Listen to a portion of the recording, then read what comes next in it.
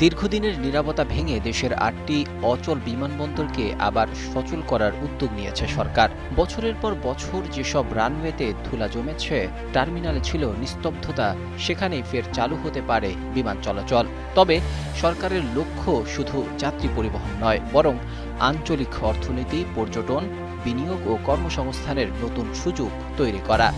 দেশের বিভিন্ন অঞ্চলে ছড়িয়ে থাকা এসব বিমানবন্দরকে ঘিরে গড়ে উঠতে পারে নতুন অর্থনৈতিক করিডোর।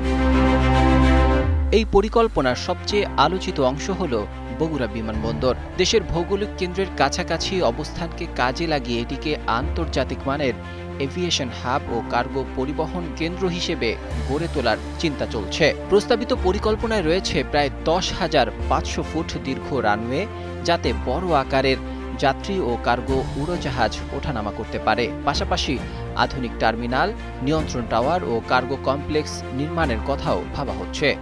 কয়েক হাজার কোটি টাকার এই প্রকল্প বাস্তবায়িত হলে উত্তরাঞ্চলের অর্থনৈতিক মানচিত্রে বড় পরিবর্তন আসতে পারে বলে মনে করছেন সংশ্লিষ্টরা। এছাড়া নতুন করে আলোচনায় এসেছে ঠাকুরগাঁও বিমানবন্দরও।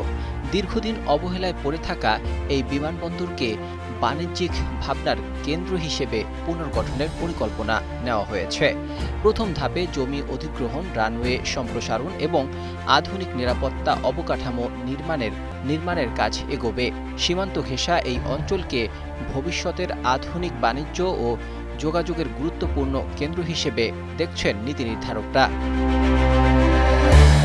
তবে উদ্যোগ শুধু বগুড়া বা ঠাকুরগাঁয়ে সীমাবদ্ধ নেই। লালমনিরহাট, ঈশ্বরদী, কুমিল্লা, শমশেরনগর, খানজাহান আলী ও পটুয়াখালী বিমানবন্দর নিয়েও কাজ শুরু হয়েছে। বিশেষজ্ঞদের মতে একটি বিমানবন্দর শুধু উড়োজাহাজ ওঠানামার জায়গা নয়, এর সঙ্গে গড়ে ওঠে হোটেল, পরিবহন, পর্যটন, ব্যবসা এবং অসংখ্য নতুন কর্মসংস্থান। বিশেষ করে শ্রীমঙ্গল ও রূপপুর কেন্দ্রিক অর্থনৈতিক কার্যক্রমে এসব বিমানবন্দর গুরুত্বপূর্ণ ভূমিকা রাখতে পারে। এখন প্রশ্ন হচ্ছে, এটি কি কেবল বন্ধ অবকাঠামো পুনরায় চালুর উদ্যোগ, নাকি বাংলাদেশের আকাশপথে নতুন যুগের সূচনা? যদি পরিকল্পনাগুলো বাস্তবে রূপ পায়, তাহলে দেশের আঞ্চলিক যোগাযোগ ব্যবস্থায় শুরু হতে পারে এক নীরব বিপ্লব।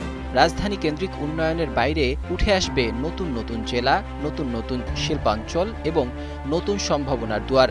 দেশের অর্থনীতি তখন আরও ভারসাম্যপূর্ণ ও বহুমুখী ভিত্তির উপর দাঁড়ানোর সুযোগ পাবে।